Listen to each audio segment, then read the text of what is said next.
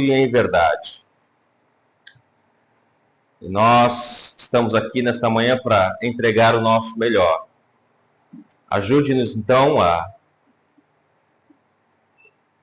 prestarmos agora atenção na Tua Palavra. E que a Tua Palavra seja um refrigério para nós. E seja um lembrete de que Tu estás cuidando de tudo. Nós te engrandecemos e te louvamos, pedindo essas coisas no nome de Jesus. Amém. As crianças, elas podem seguir Theo, Liz, com a tia Valéria.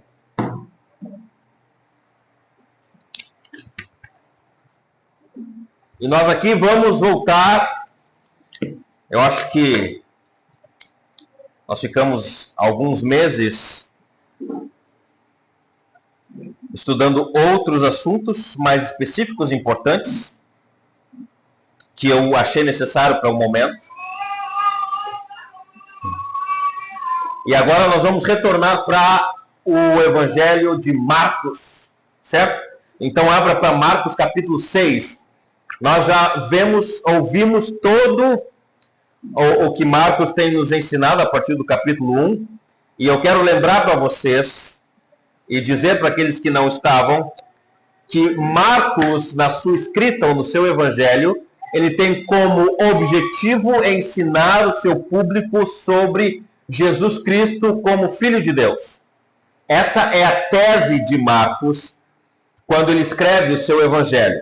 O capítulo 1, versículo 1, deixa isso muito claro. É o título daquilo que Marcos vai escrever e está escrevendo. O versículo 1 do capítulo 1 diz assim: princípio do Evangelho de Jesus Cristo, Filho de Deus. Essa é a tese de Marcos, e o que ele vai escrever é provando que Jesus é o Filho de Deus. Essa é a tese de Marcos. É isso que Marcos quer ensinar do capítulo 1 até o capítulo 16, o último capítulo de Marcos. E ele vem provando isso ao longo do caminho. Por exemplo, ele fala que Jesus Cristo é o Filho de Deus. Por exemplo, ali no batismo, nós temos a autenticidade dessa informação no versículo 9 do capítulo 1. Naqueles dias, Jesus veio de Nazaré da Galileia e foi batizado por João no Rio Jordão. Logo ao sair da água, Jesus viu o céu se abrindo e o Espírito descendo como pomba sobre ele. Então veio uma voz que dizia: você é meu filho amado, em você me agrado. Ou seja, o próprio Deus aqui autenticando a informação que Marcos está dando lá no início. Princípio do Evangelho de Jesus Cristo, Filho de Deus. Aqui Deus, ao ver o batismo de Jesus, ele autentica: esse é o meu filho amado, em quem eu me agrado. Mais para frente, depois que João foi preso, João Batista é preso, no versículo 21 do capítulo 1, Jesus ele vai ensinar numa sinagoga. E aí diz assim: depois entraram em Cafarnaum e logo no sábado Jesus foi ensinar na sinagoga e maravilhavam-se com a sua doutrina, porque ensinava como alguém que tem autoridade e não como os escribas. Versículo 23.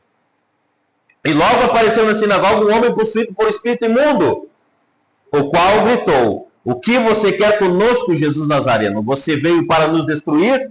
Sei bem quem é. Você é o Santo de Deus. Então aqui os espíritos ou os demônios afirmando que Marcos acabou de afirmar. Deus afirmando que Jesus é o Filho dele. Os espíritos reconhecendo Jesus como Filho de Deus. E aí no capítulo 2, Jesus ele mostra a partir da cura do coxo, do paralítico, mas ele cura espiritualmente primeiro esse paralítico, mostrando que o Filho de Deus também tinha autoridade para perdoar pecados. No capítulo 2, nós temos ali aquele episódio onde tem o paralítico, os 5 amigos dele, eles abrem o teto da casa, colocam o paralítico no meio de Jesus, e aí Jesus olha a fé, no versículo 5 do capítulo 2, e diz: vendo-lhes a fé, Jesus disse ao paralítico: filho, os seus pecados estão perdoados. E aí, entre eles, há os escribas e fariseus, e os fariseus começam a pensar no seu coração, não é audível, mas é no coração deles. No versículo 6, alguns escribas estavam ali sentados pensando em seu coração: como ele se atreve a falar assim? Isto é blasfêmia. Quem pode perdoar pecados a não ser um que é Deus. E aí no versículo 8, Jesus percebe isso no coração deles, mais uma vez mostrando que ele é Deus, porque só Deus consegue sondar os corações. No versículo 8, Jesus, percebendo imediatamente em seu espírito que eles assim pensavam, disse-lhes: por que vocês estão pensando essas coisas no seu coração? O que é mais fácil dizer: os seus pecados estão perdoados, ou levante-se, tome o seu leito e ande. E aí no versículo 10 ele mata a charada dizendo: mas isto é para que vocês saibam que o Filho do Homem tem autoridade na terra para perdoar pecados. E disse ao paralítico: levante-se, pegue o seu leito e vá para casa. E aí naquele momento o paralítico se levanta, pega o seu leito e vai para casa. Ou seja, provando mais uma vez que Jesus, diante de todos, é de fato o Filho de Deus. E isso vai se perpetuando ao longo do Evangelho de Marcos. Até nós chegarmos no capítulo 5, aonde Marcos ele cura, na verdade ali ele expulsa os demônios do Gadareno. Mais para frente, no versículo 21, ele tem ali uma interação com Jairo.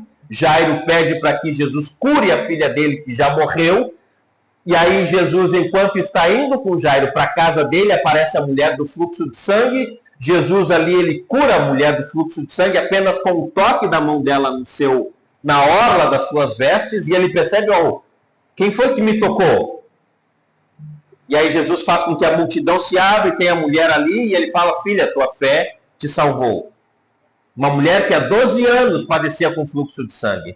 E aí ele chega na casa de Jairo. A filha de Jairo também tem 12 anos.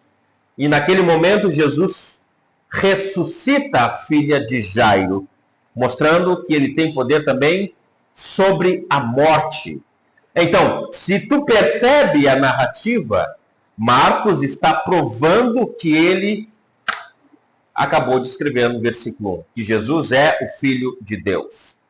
E no meio de tudo isso, Jesus ele chama alguns homens para serem os seus apóstolos, os seus discípulos, aqueles a quem ele treinaria para dar continuidade no seu ministério quando ele morresse. E o texto de hoje é a continuação do versículo 29, quando nós temos ali o relato da morte de João Batista e o envio desses 12 para fazerem a missão qual Jesus tinha dado a eles. Então nós vamos ler a partir do versículo 30, e eu vou trazer mais algumas considerações sobre o contexto aqui. Versículo 30 do capítulo 6 de Marcos diz assim: os apóstolos voltaram à presença de Jesus e lhe relataram tudo o que tinha feito e ensinado. E ele lhes disse: venham repousar um pouco, à parte, num lugar deserto. Isso porque eles não tinham tempo nem para comer, visto serem muitos os que iam e vinham. Então foram de barco para um lugar deserto à parte. Muitos, porém, os viram sair e, reconhecendo-os, correram para lá a pé de todas as cidades e chegaram antes deles. Ao desembarcar, Jesus viu uma grande multidão e compadeceu-se dela, porque eram como ovelhas que não têm pastor. E começou a ensinar-lhes muitas coisas. Como já era bastante tarde, os discípulos se aproximaram de Jesus e disseram: este lugar é deserto e já é bastante tarde. Mande essas pessoas embora para que, indo pelos campos ao redor e pelas aldeias, comprem para si o que comer. Jesus, porém, lhes disse: deem vocês mesmo de comer a eles. Mas eles disseram: iremos comprar 200 denários de pão e lhes dar de comer? Jesus lhes disse: quantos pães vocês têm? Tratem de descobrir. Eles foram se informar e responderam: 5 pães e 2 peixes. Então Jesus lhes ordenou que todos assentassem em grupos sobre a relva verde. E eles o fizeram, repartindo os grupos de 100 em 100 e 50 em 50. Jesus, pegando os 5 pães e os 2 peixes, erguendo os olhos para o céu, os abençoou. Depois partiu os pães e deu aos seus discípulos para que distribuíssem, e também repartiu os 2 peixes entre todos. Todos comeram e se fartaram. E ainda recolheram 12 cestos cheios de pedaços de pão e de peixe. Os que comeram os pães eram 5.000 homens. Então, uma das marcas do ministério de Jesus foi o intenso esforço dele em ensinar os seus discípulos como eles deveriam agir e servir as pessoas. A multidão sempre acompanhava Jesus e seus discípulos aonde eles fossem. Havia um grande anseio das pessoas em estarem perto de Jesus, ouvirem o que Jesus tinha para ensinar, mas também serem curados das suas mazelas. O interesse da multidão em Jesus não era só ouvir o que Jesus tinha para ensinar acerca do reino, mas também para serem beneficiados do poder dele para serem curados. Era por isso que as pessoas levavam endemoniados, paralíticos, surdos, mudos, tudo porque sabiam que Jesus poderia curá-los. No início do capítulo 6, nós vemos que Jesus havia começado a preparar os seus discípulos para enviá-los. Se tu perceber o capítulo 6, o início do capítulo 6 de Marcos, eu desmarquei aqui. O início do capítulo 6 de Marcos,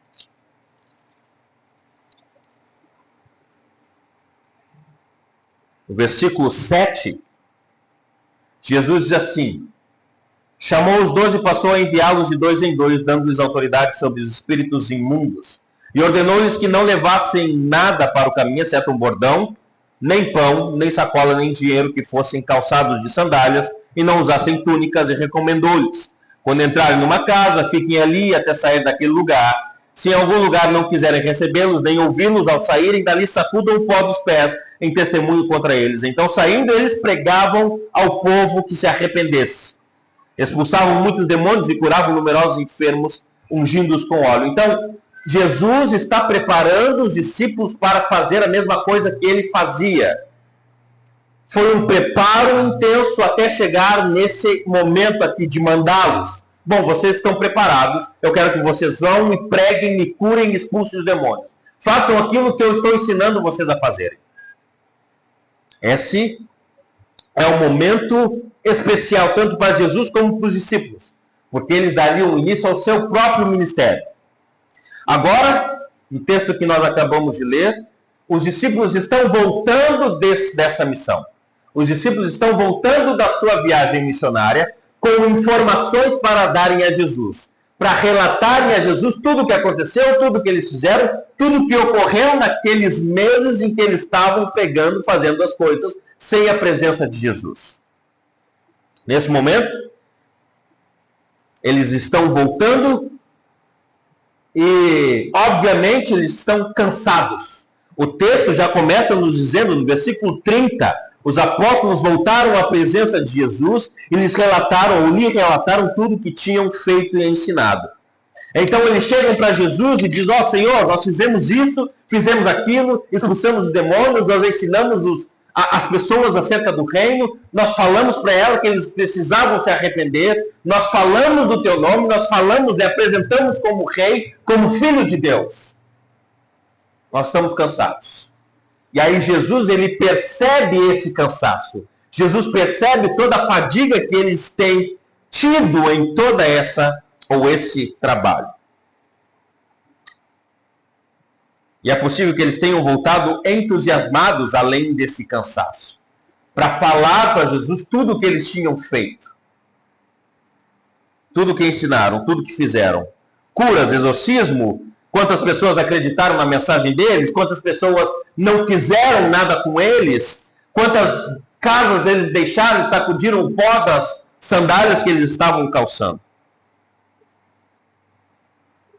Então, depois de uma extensa turnê evangelística, se assim a gente pode dizer, pela Galileia, os apóstolos, sem dúvida, eles retornam cansados das suas viagens. Jesus, por sua vez, ele reconhece que eles precisam descansar. Eles precisam de uma pequena trégua. Eles precisam de um pequeno refrigério para eles. Eles precisam de um pequeno descanso antes de voltarem às atividades. Versículo 31 e 32. E ele lhes disse: Jesus, venham repousar um pouco à parte num lugar deserto. Isso porque eles não tinham tempo nem para comer, visto serem muitos os que iam e vinham. Então foram de barco para um lugar deserto à parte. Olha só que interessante o que os versículos que nós lemos dizem. Os discípulos estão cansados das suas viagens, mas não é apenas um cansaço físico, mas é um cansaço mental, emocional, porque eles não tinham nem tempo para se alimentar. Ou seja, eles estavam se esforçando ao máximo para falar de Jesus para todos os que eles viam, para todos os povoados que eles estavam indo. O texto nos diz que eles não tinham tempo nem para comer, porque as pessoas que iam e vinham eram muitas. E eles se afatigavam em fazer o que eles estavam fazendo. Eles se cansavam, eles estavam se doando em prol da evangelização daquelas pessoas. Veja só o nível de comprometimento desses homens. Homens como nós, ok? Homens pecadores, limitados como nós, no entanto, esforçados na sua tarefa de evangelizar. De certa forma, o exemplo deles aqui deve nos cativar, deve nos impactar, porque eles não têm tempo nem para comer, porque eles estão engajados no seu trabalho. Como militares estão engajados na missão, se der tempo de comer, eu como. Se não der, eu não como. Eu como depois. Mas o texto lhes deixa claro que eles não tinham tempo nem para comer. Obviamente, é possível que eles, enquanto estavam caminhando, eles mastigassem alguma coisa. Colhiam uma espiga de milho aqui, enquanto iam, comiam. Mas o texto ele quer nos mostrar a responsabilidade e o comprometimento que eles tinham com a missão e cumprir a missão como deveriam cumprir. Jesus, ao ver esse empenho deles, diz: vocês precisam descansar. Vocês precisam repousar. Vocês precisam de um tempo de refrigério. O esforço exigido pelo ministério foi tão intenso que eles não conseguiram encontrar momentos para uma refeição. Uma refeição assim, no caso de sentar numa mesa, conversar e comer. O convite de Jesus ao descanso é uma expressão do cuidado que Jesus tem para com os seus discípulos. E além da sua preocupação pelo bem-estar físico deles, Jesus também está os chamando por conta de uma necessidade que até mesmo nós esquecemos. Nós não temos apenas necessidade física. Todos nós temos necessidades espiritual também. Quando Jesus chama os discípulos para estarem sozinhos, é para estarem sozinhos com Ele, com Jesus, com o Mestre. Ou seja, eles não estariam sozinhos, só eles para descansar e dormir e fazer qualquer outra coisa. Eles teriam esse tempo de descanso, mas eles também teriam um momento com Jesus. Onde eles iam falar para Jesus o que aconteceu, onde eles iriam relatar para Jesus tudo o que tinha acontecido, e Jesus, por sua vez, iria consolá-los, talvez, da frustração que algum deveria ter ali por ter sido rejeitado, ou Jesus, ele, de certa forma, traria conforto para eles, ao dizer: é isso mesmo, vocês foram bem, vocês se empenharam, vocês fizeram a missão de vocês muito bem. Iria animá-los para que eles continuassem seguindo em frente. Não era só um cuidado físico, mas também era um cuidado espiritual que Jesus tinha com eles. Além do cuidado físico, eles terão um momento com Jesus para se alimentarem espiritualmente. E aqui, talvez pensarmos um pouco em como nós vemos as nossas necessidades. Será que nós temos visto apenas necessidade numa questão física? Rapaz, eu preciso comer, eu preciso tomar banho, eu preciso descansar porque eu estou cansado, eu preciso repousar porque eu trabalhei bastante, eu preciso cuidar de mim de forma física. Mas será que temos cuidado de forma ou da mesma forma do nosso espírito. Nosso espírito também precisa se alimentar da palavra de Deus. Nós também precisamos nos alimentar um tempo de oração com o nosso Deus. Pedir perdão pelos nossos pecados, pedir força para que nós continuemos a nossa jornada. Pedir que o Senhor aumente a nossa fé, aumente o nosso amor para com os outros. É necessário cuidar do nosso espírito também. E Jesus entendia isso muito bem. Quando a gente vai para Marcos capítulo 1, depois que Jesus ele prega e ele cura, por exemplo, no capítulo 1 de Marcos, versículo 32, ele nos diz assim, aqui é o início do ministério de Jesus. Capítulo 1, versículo 32, diz assim, à tarde, em Marcos, depois do pôr do sol, trouxeram a Jesus todos os enfermos e endemoniados. Toda a cidade estava reunida à porta da casa, e ele curou muitos que estavam doentes, e todo tipo de enfermidades. Também expulsou muitos demônios, não lhe permitindo que falassem, porque sabiam quem ele era. Versículo 35. O que Jesus faz? Ao invés de continuar dormindo de madrugada, ele faz o quê? Ele levanta de madrugada, para ter um tempo a sós com o seu Pai. Versículo 35. Tendo se levantado de madrugada, quando ainda estava escuro, Jesus saiu para um lugar deserto e ali orava. Jesus entendia a necessidade de sair de perto dos outros, ter um tempo sozinho para descansar, mas também ter um tempo em comunhão com Deus. E é isso que ele está fazendo com seus discípulos. Vamos a um lugar deserto descansar, junto comigo. A reunião dos discípulos com Jesus significa que, em meio à agitação do ministério, eles devem descansar, mas também prestar contas ao Mestre, a Jesus. E Jesus está ensinando a eles que é necessário um tempo de descanso, um tempo de pausa, para que o trabalho continue sendo bem executado. E já já nós vamos ver sobre isso. O trabalho para que ele continue sendo bem executado em todas as áreas. Seja pastor, missionário, vendedor, ambulante, empresário. Para que o trabalho continue sendo bem executado, é necessário ter um tempo de pausa para o descanso. Aqui existe então um princípio importante para nós.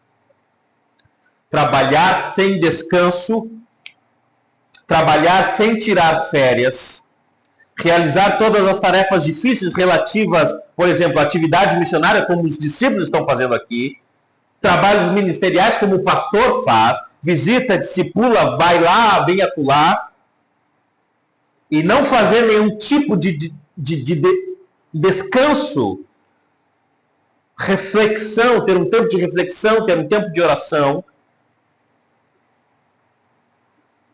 o trabalho ele não vai funcionar como deve funcionar. Diferente dos que os outros dizem, por exemplo, eu não sei se vocês já ouviram falar isso, ou se vocês mesmos já falaram isso, talvez não, mas diferente do que outros dizem, no sentido aqui dos discípulos, ser missionário, ser um pastor, porque lembra, eles deixaram as suas atividades de lado, eles eram pescadores. Uns eram cobradores de impostos, outros faziam outras coisas, e eles deixaram as suas atividades de lado para seguir a Jesus. Então alguém poderia dizer, rapaz, eles deixaram de trabalhar para seguir Jesus. Por exemplo, alguém que sai do trabalho para ser um missionário no Japão. Rapaz, ele deixou do seu trabalho de professor para ser missionário. No que ele vai trabalhar agora? O missionário não trabalha, o pastor não trabalha. Eu já ouvi isso. Uma vez perguntaram para mim, pastor, o que o senhor faz da vida? Eu falei, rapaz, eu sou pastor. Eu ensino as pessoas a Bíblia. Tá, mas tem um trabalho? Sim, meu trabalho é esse, é ensinar a Bíblia. Não, eu entendi, pastor, mas o senhor não tem um outro trabalho? Eu falei, não tem outro trabalho. Então o senhor não trabalha? Não, eu trabalho. O meu trabalho é ensinar a Bíblia.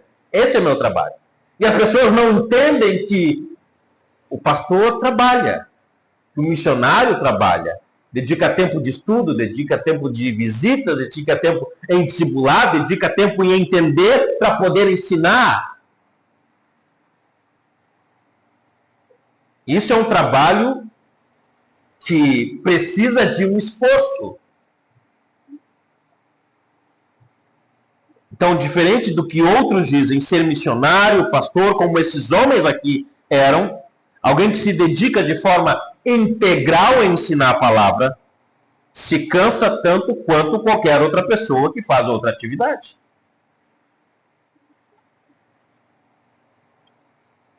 Se cansa tanto quanto um vendedor, se cansa tanto quanto um professor, se cansa tanto quanto um operário. Se cansa. Eu conheço pastores que eram condenados pelas suas igrejas porque tiravam 15 dias de férias. E essas pessoas que condenavam esses pastores diziam, se o pastor vai tirar férias, eu também vou tirar férias da igreja. Não iam na igreja durante os 15 dias que o pastor estava fora de férias. Porque achavam que o pastor tirar férias era o cúmulo. Jesus ele está nos ensinando que todos que trabalham precisam de um tempo de descanso. Todos que trabalham precisam de um tempo de descanso. E esse princípio do descanso, ele está enraizado na própria criação. O que o próprio Deus fez no 7º dia, depois que ele criou todas as coisas? Ele descansou.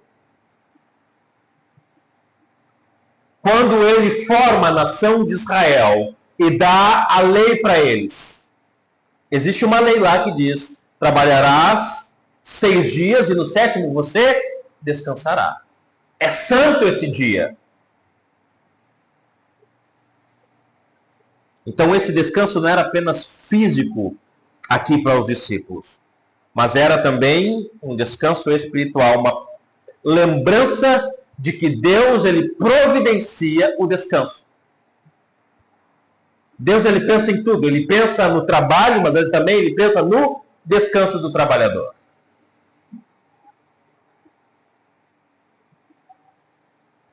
Todos nós precisamos confiar que Deus pode providenciar. Há aqueles que não tiram descanso, não tiram férias porque acham que precisam trabalhar para suprir as suas necessidades. Não posso tirar 15 dias de férias, eu não posso descansar aqui porque senão é um tempo em que eu vou perder dinheiro.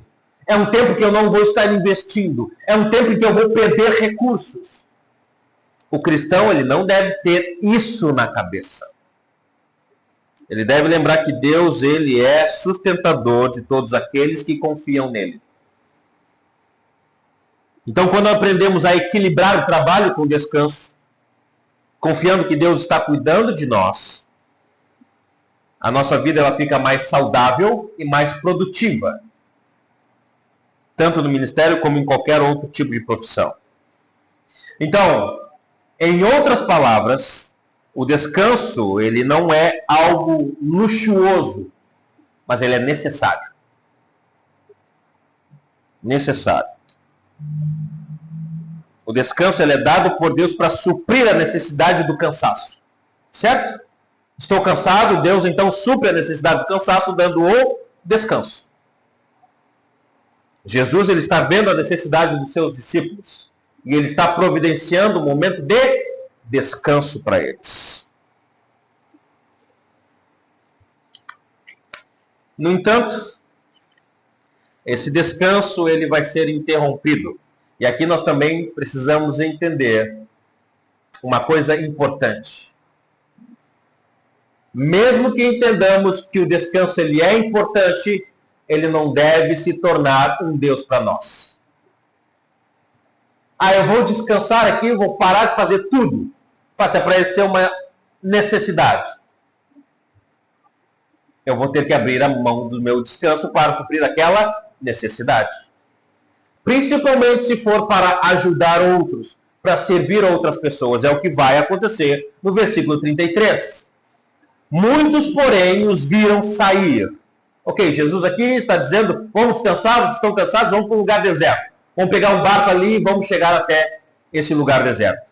Mas só que as multidões Eles estavam de olho. As multidões, eles estão sempre seguindo Jesus e os seus discípulos, porque eles são ávidos por querer mais de Jesus. Então, essa multidão, muitos, porém, os viram sair. E na cabeça deles, eles não diziam assim, não, vamos deixar eles descansar, os bichinhos estão cansados. Os Galdéria ali trabalharam meses sem parar, e vamos deixar eles descansar, depois a gente vai lá. Jesus está levando eles para descansar, vamos dar uma trégua para eles. Não é esse pensamento que eles tinham. O pensamento é, eles estão indo, vamos atrás deles. Vamos sugar o máximo que eles podem nos dar. E o que acontece? Correram para lá, a pé de todas as cidades, e chegaram antes deles. Se tu pensar na imagem, Jesus está entrando no barco junto com os discípulos para um lugar deserto, certo? Para descansar. A multidão ele está na beira ali do rio, ou do mar da Galileia, que é um lago, na verdade. E aí eles olham o barco saindo e dizem, rapaz, a gente precisa chegar lá. Então bora. O que eles começam? Começam uma corrida para chegar até Jesus. O que acontece? Eles ganham. Eles chegam lá antes de Jesus e dos apóstolos, é o que o texto está dizendo. E chegaram lá antes deles. Muitas pessoas da região de Cafarnaum não somente viram o barco saindo, mas eles reconheceram que o barco estava saindo é o barco de Jesus e dos apóstolos. E eles não suportavam a ideia de ficar longe de Jesus, longe dos apóstolos. Não era o que eles queriam. Isso fica claro pela forma como eles se dirigem para lá. Para vocês terem uma ideia, alguns estudiosos eles fazem um cálculo, certo? Há pessoas que escrevem comentários dos textos bíblicos, ok? E para escreverem comentários de 300, 400 páginas só sobre um evangelho, os camaradas estudam, pesquisam geografia, cálculos e tal. Alguns estudiosos eles fizeram o cálculo desse percurso, do percurso do barco de Jesus e dos discípulos indo para outra margem do lago, e o percurso que as pessoas percorreram a pé. E eles chegaram a uma conclusão. O percurso que a multidão fez a pé, para chegarem até o local onde Jesus iria, com os apóstolos, eles percorreram 16 quilômetros a pé. Imagina caminhar ou correr 16 quilômetros. E a distância que o barco iria percorrer em linha reta, e aqui é um cálculo de linha reta. A gente sabe que o barco ele não segue linha reta. Ele está no mar, ele faz mais ou menos assim. Então, mas o cálculo da distância em linha reta do barco até o outro lado, o barco deveria percorrer 6 quilômetros. O barco percorreria 6 quilômetros pelo mar. As pessoas percorreram 16 quilômetros a pé para chegarem lá. É claro que muitos duvidam desses cálculos, porque é muito gritante a diferença entre a quilometragem. Mas o que o texto deixa claro é que as pessoas foram mais rápidas a pé do que Jesus e os discípulos no barco. É o que o texto está dizendo. As pessoas foram mais rápidas que o barco de Jesus. Isso nos mostra o quão ávidos as pessoas estavam por Jesus e pelos apóstolos. Mas o fato é que o descanso dos discípulos estava em perigo. E, em grande parte, ou de fato, esse descanso ele seria interrompido por essas pessoas. Versículo 34. Ao desembarcar, Jesus viu uma grande multidão e compadeceu-se delas, porque eram como ovelhas que não têm pastor, e começou a ensinar-lhes muitas coisas. Quando Jesus desceu do barco com seus discípulos, a multidão já estava lá, aguardando ele. Essas pessoas que correram até lá, já estavam aqui, pronto, opa, desembarcou, vamos até Jesus. Jesus ele não saiu ao encontro das pessoas bravo.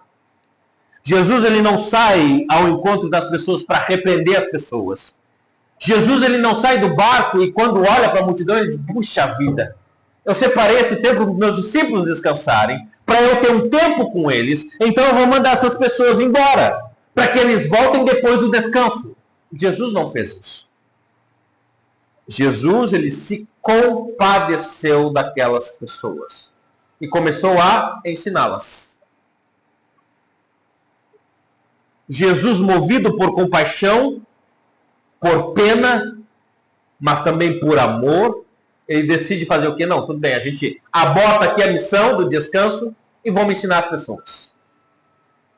Se não tem tempo para descansar, não descansa, vamos ensinar.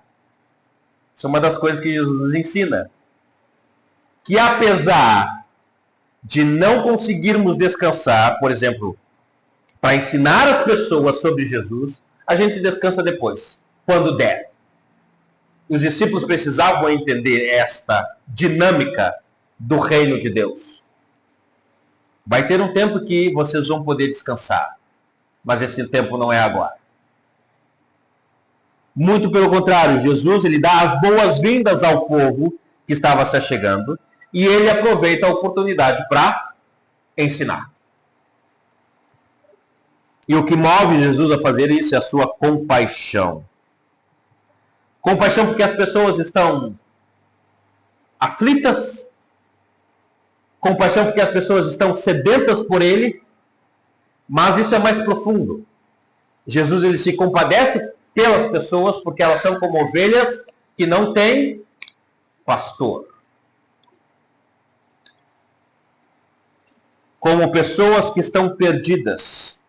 Pessoas que precisam de alguém para auxiliá-las. E é interessante o animal aqui que é usado para ilustrar essas pessoas. A ovelha, ela é um animal super dependente. Nenhum animal é tão dependente como ela. Se alguém não as guie, ela se perde. Se alguém não levar ela para o pasto para comer, ela não vai sozinha. Se ninguém cuidar ela das feras do campo, ela facilmente vai ser abatida. Sem alguém para levá-la para pastar, ela morre de fome. Se ninguém levar ela para beber água, ela morre de sede. Essa é a condição de uma ovelha. E Jesus, quando olha para as pessoas, ele vê a situação dessas pessoas como se fosse uma ovelha que não tem quem as cuide. Ninguém que supra as necessidades delas. Jesus, então, ele se coloca como o pastor para cuidar das pessoas. E Jesus ele está ensinando aos discípulos e também a nós que o verdadeiro amor ele não é apenas um sentimento, mas é uma ação. Jesus não apenas sentiu pena da multidão, ele tomou a atitude de ensinar, curar, suprir as necessidades dela. E o texto nos mostra que quando aparecem pessoas necessitadas, o nosso dever como cristãos é ajudá-las, mesmo que seja no momento em que estamos descansando.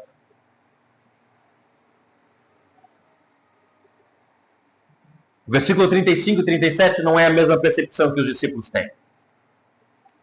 Infelizmente, não é a mesma visão que os discípulos têm, que Jesus tem. Versículo 35 e 37 diz: como já era bastante tarde, os discípulos se aproximaram de Jesus e disseram: este lugar é deserto e já é bastante tarde. Mande essas pessoas embora, para que, indo pelos campos ao redor pelas aldeias, comprem para si o que comer. Jesus, porém, lhes disse: deem vocês mesmos de comer para eles. Jesus está dizendo para eles: assumam a responsabilidade. Cheguem perto deles e supram vocês a necessidade deles. Mesmo que o descanso de vocês tenha sido frustrado. Mesmo que vocês não tenham conseguido descansar. Mesmo que vocês estavam prestes a ter um tempo de refrigério comigo e foram impedidos de ter esse tempo comigo pela multidão. Deem vocês de comer pessoas. E aí, uma resposta meio que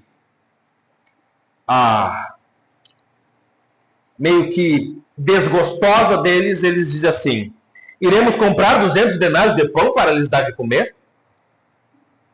É como se eles estivessem cansados, querendo descansar. Jesus diz: vão lá e supram as necessidades deles. E eles já esgotados, cansados, eles dizem: a gente tem que comprar comida para esse povo aí.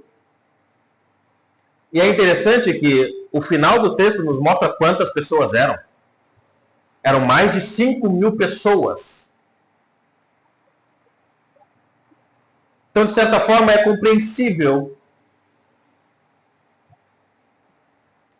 o sentimento dos discípulos. Nós trabalhamos por meses, sem descanso, sem ter um tempo para comer direito. Agora que nós íamos ter um tempo para descansar, as multidões elas vêm de novo. E Jesus está dizendo que é para nós dar de comer a elas. E a gente vai ter que sair para comprar a comida para elas. Os discípulos estavam cansados. Talvez eles estavam se sentindo incapazes de servir aquelas pessoas. Mas Jesus ele quer que eles enxerguem aonde está a provisão para eles e para as pessoas. A provisão não está nas mãos deles, a provisão está nas mãos de Jesus. Jesus quer que seus apóstolos tomem a frente para servir as pessoas. Não com seu próprio poder, mas com o poder de Jesus. E se nós olharmos para as interações dos discípulos com as pessoas, as palavras dos discípulos eram sempre assim, ó: não incomodem o mestre e também não incomodem a nós. Por exemplo, nós temos lá, lá em Mateus capítulo 15, a mulher Ciro-Fenícia, que ela está com uma filha doente, e ela vai até Jesus para pedir que Jesus a cure. E os discípulos dizem assim para Jesus: Jesus, manda essa mulher embora, porque ela está nos incomodando. E aí Jesus diz para a mulher assim: olha, eu vim inicialmente para as casas da casa de Israel. São eles que precisam da bênção inicial. E aí a mulher diz: sim, senhor, mas... E aí até ele usa um exemplo de que a comida é para as pessoas e não para os cachorrinhos. E a mulher, vocês devem lembrar dessa história, e a mulher diz: sim, meu senhor, mas até os cachorrinhos comem das migalhas que caem da mesa dos seus donos. E aí Jesus se compadeceu dela, viu a fé dela e fez o quê? Curou a filha dela. Mas essa não era o que os discípulos queriam. Os discípulos queriam: Jesus, manda ela embora. Quando as pessoas estão trazendo as crianças para Jesus, o que os discípulos fazem? Não, parem de incomodar o mestre aqui, vão embora. E aí Jesus diz: não, parem um pouquinho. Não impeçam que elas venham até mim, porque delas é o reino dos céus. Ou seja, os discípulos sempre estavam tentando impedir que as pessoas mais necessitadas chegassem até Jesus. E aqui não é diferente.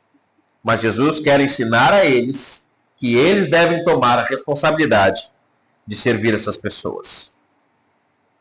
Jesus, nesse momento, quando eles perguntam aonde eles vão comprar, Jesus ele não repreende eles. Jesus só diz: vão procurar o que vocês têm aí para comer. Versículo 38. E Jesus lhes disse: quantos pães vocês têm? Tratem de descobrir. Eles foram, se informaram e responderam: 5 pães e 2 peixes. É o que a gente tem. Não dá para alimentar 5.000 pessoas com 5 pães e 2 peixes. A pergunta de Jesus: quantos peixes vocês têm? Ou quantos pães vocês têm? Os discípulos reclamam que só tem 5 pães e 2 peixes. Do meio do povo surge um menino com 5 pães e 2 peixes. E é a partir daí que o Senhor ele vai mostrar mais uma vez por que ele é filho de Deus. Mais uma vez o Senhor Jesus vai mostrar por que ele é o grande Deus. Versículos 39 e 40. Então Jesus lhes ordenou que todos se assentassem em grupos sobre a relva verde. E eles o fizeram, repartindo-se em grupos de 100 e de 50. Jesus ordena que fizessem grupos, os discípulos fazem os grupos, 100, 50, para que fosse melhor distribuído a ração ali entre eles. O povo obedece, porque o povo está na expectativa de receber a comida. Já foram ensinados, já foram curados. Está tarde. Será que o Senhor vai nos dar algo que comer? Versículo 41 e 44, ao 44. Jesus pegando os 5 pães e os 2 peixes, erguendo os olhos para o céu, os abençoou. Depois partiu os pães e os deu aos seus discípulos para que os distribuíssem. E também repartiu os 2 peixes entre todos. Todos comeram e se fartaram. E ainda recolheram 12 cestos cheios de pedaços de pães, ou de pão e de peixes. Os que comeram os pães eram 5.000 homens. E vocês sabem que naquela época só se contava homens, não se contava mulher nem criança. Mas é possível que tivesse mulheres e crianças aqui no meio. Então, não era apenas 5.000 pessoas, era mais do que 5.000 pessoas. Jesus, como o bom pastor, está reunindo as ovelhas para alimentá-las. Como o supremo pastor, Jesus está cuidando das pessoas. As mesmas que estão perdidas e desgarradas. Essas mesmas pessoas que Jesus olha e sente compaixão, porque são como ovelhas que não têm pastor. E ele, como pastor, precisa suprir as necessidades dessas ovelhas. E ele está dizendo para os seus discípulos, a responsabilidade também é de vocês. Eu estou dando a oportunidade para vocês servirem essas pessoas, mesmo que estejam cansados. Jesus está cumprindo o que aquele salmo muito famoso diz, o Salmo de Davi, o Salmo 23. O Senhor é meu pastor e nada me faltará. Ele me faz repousar em pastos verdejantes. Leva-me para junto das águas de descanso, refrigera minha alma, ou seja, ele está dando descanso, ele está dando refrigério para as pessoas, ele está cuidando das necessidades das pessoas como bom pastor. Jesus, ao multiplicar os pães e os peixes, ele age como um bom pastor, dando uma grande refeição para as suas ovelhas. Ele toma o pão e o peixe, ele olha para o céu, ele abençoa, ele agradece a Deus pelo pão, pela comida que tem. Talvez dizendo, bendito és tu, Senhor, nosso Deus, Rei do universo, que da terra dá o pão. E esse gesto demonstra não apenas a gratidão de Jesus pelo que se tem para comer, mas também de entregar aos seus discípulos e fazer com que eles distribuam o alimento.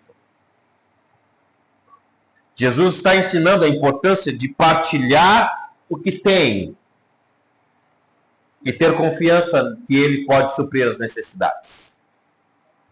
A multidão que antes estava faminta, agora come e fica satisfeita, mostrando que quando Deus supre, ele faz de maneira perfeita. E além disso, o cuidado de recolher as sobras mostra a responsabilidade. Ensina sobre a responsabilidade que nós devemos ter com os nossos recursos, de ter cuidado com aquilo que Deus nos dá, evitando desperdício, evitando utilizar de maneira não sábia aquilo que temos recebido de Deus. Caminhando para o final, muitos gostam dessa passagem, a multiplicação dos pães e dos peixes. Tudo bem, mas o que Jesus está ensinando com esse texto aqui?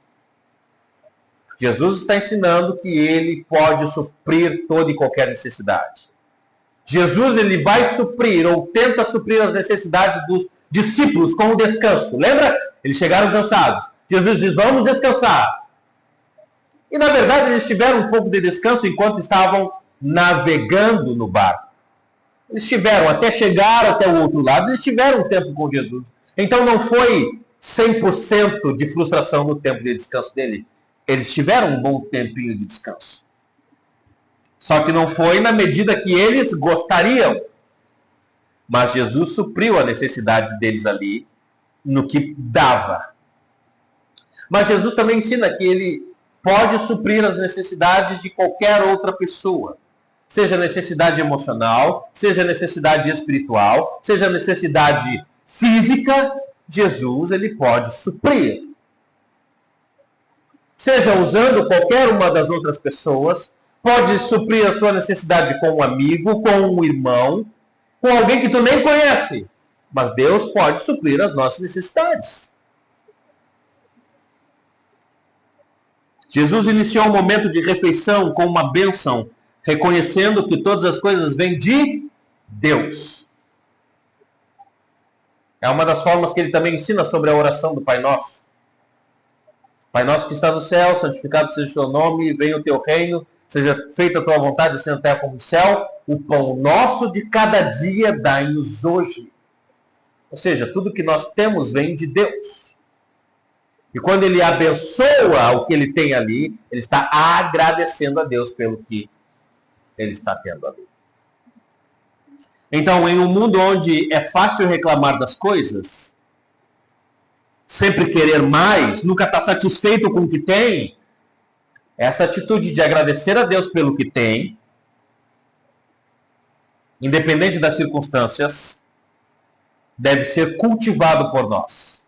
Rapaz, eu não tenho o que eu gostaria de ter, mas eu vou agradecer pelo que eu tenho, que está vindo das mãos de Deus. Então, comece o seu dia agradecendo a Deus pelo que você tem. Essa é uma das aplicações que o texto nos traz. Agradeça pelo que você tem, não pelo que você não tem. Agradeça pelo que você tem, em vez de focar no que você não tem. Reconheça as bênçãos diárias, por exemplo, saúde, a família, o trabalho, o alimento que você tem para o dia. Mesmo que exista dificuldades, agradeça pelas coisas que você tem. Jesus usou o que tinha disponível. Era 5 pães e 2 peixes. Desses 5 pães e 2 peixes, ele alimentou mais de 5.000 pessoas. Significa dizer que ele supriu as necessidades daquelas pessoas. Ele multiplicou para satisfazer as necessidades de milhares. Jesus pode fazer o que a gente não consegue. Isso nos ensina que Deus pode usar o que temos, ou o pouco que temos, para suprir as necessidades de outros. Certo? Rapaz, chega uma pessoa precisando de ajuda e tu não vai ajudar porque não tem o suficiente. Pai, se tu olhar direitinho, se tu orar a Deus, tu vai ver que dá certo. Que pode dar certo.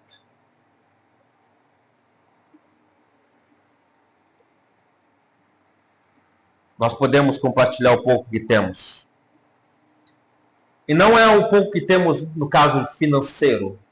Não só isso, mas se nós temos um pouco de tempo, dá para investir ajudando o outro que precisa de um ouvido para escutá-lo. Se nós temos um pouco de conhecimento bíblico, nós podemos ajudar as pessoas que precisam de um conhecimento bíblico, que não sabem muita coisa, mas o pouco que nós temos, nós podemos suprir aquela necessidade. É só uma questão de perspectiva, uma questão de como eu vejo as coisas. Deus supre as necessidades e Ele faz com fartura. E nos dá muito mais do que poderíamos pedir ou imaginar. Isso não significa dizer que nós não passaremos por períodos difíceis, tá? Não estou dizendo aqui que nós não vamos passar por momentos difíceis. É possível que aconteça. É possível não, é certo que vai acontecer.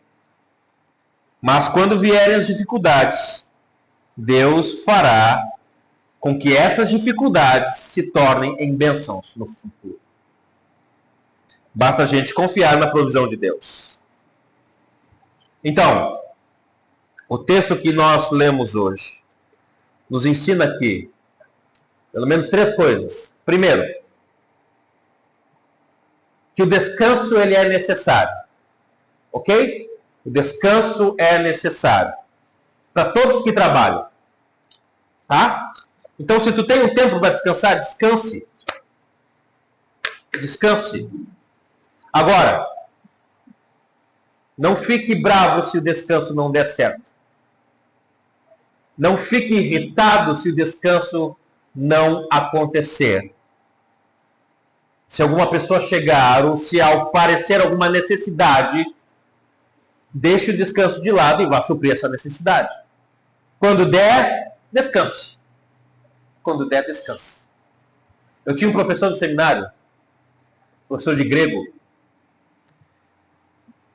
e as reclamações dos alunos eram sempre a mesma. Pastor, nós não temos tempo para estudar. E o grego é difícil. Nós trabalhamos. Tinha gente que trabalhava. Né? De manhã, de tarde, ia para o seminário de noite. E aí ele dizia assim, vem cá. Ele perguntava, o que tu faz da meia-noite às 6 da manhã? Aí o pessoal ele se obrigava a dizer, nós dormimos, a gente dorme. Então dorme menos. Se tu dormir menos, tu vai conseguir estudar. E tu vai tirar uma nota boa na minha prova.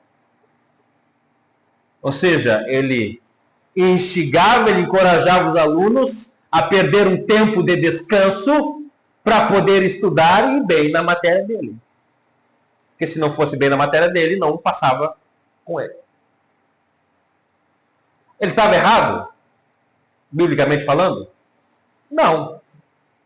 Se eu quero ser um bom pastor, um bom missionário, alguém que ensina bem as escrituras, eu preciso saber pelo menos um pouquinho de grego para não ser vendido ao que me falam por aí. Ou ao que eu vou olhar na internet. Rapaz, eu não sei o que essa palavra diz. Um bom pastor, um bom missionário, alguém que sabe ensinar a Bíblia, ele vai saber pelo menos um pouco de grego. Era isso que o professor estava tentando passar para os seus alunos. Jesus aqui está ensinando aos discípulos e a nós que perder um tempo de descanso para servir outras pessoas vale a pena. Essa é a primeira coisa que ele está ensinando. A segunda coisa é que apesar da escassez, existe oportunidade de ajudar os outros. Um menininho apareceu do nada com 5 pães e 2 peixes. E os discípulos, Senhor, só temos isso aqui. E o Senhor diz, tragam aqui.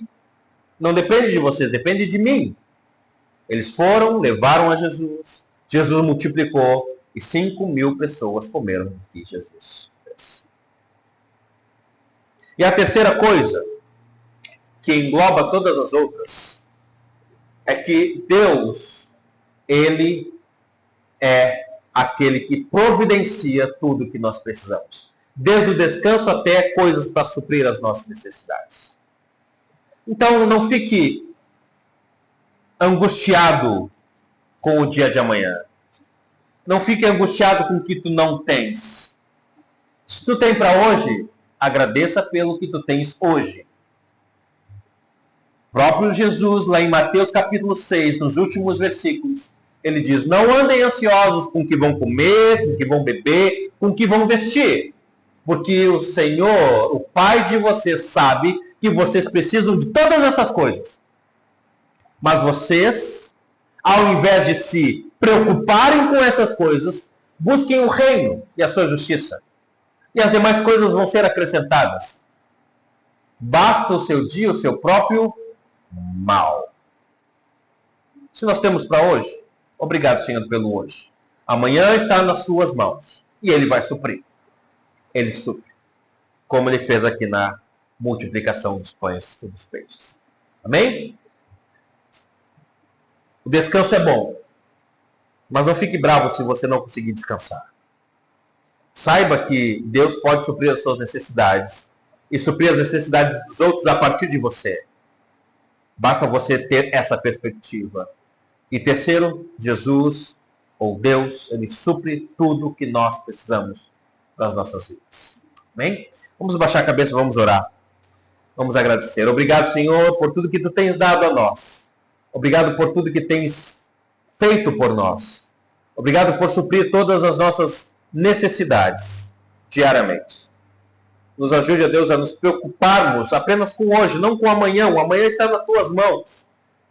Nos ajude, a Deus, a entender que o descanso é bom, mas se não conseguirmos descansar para servir os outros, vale a pena servir os outros e descansar depois? Não nos deixe, ó Deus, perder isso de vista. Nos ajude a ser como o Senhor, como Jesus. Ajude os meus irmãos e amigos que estão aqui. Abençoe aqueles que não puderam vir. Não sabemos o porquê, mas o Senhor sabe. Nós queremos ser uma igreja responsável, compromissada, que ama a Tua palavra. Ajude-nos a ser assim. Pedimos isso em nome de Jesus. Amém. Acho que tem um cafezinho lá, um bolachinho.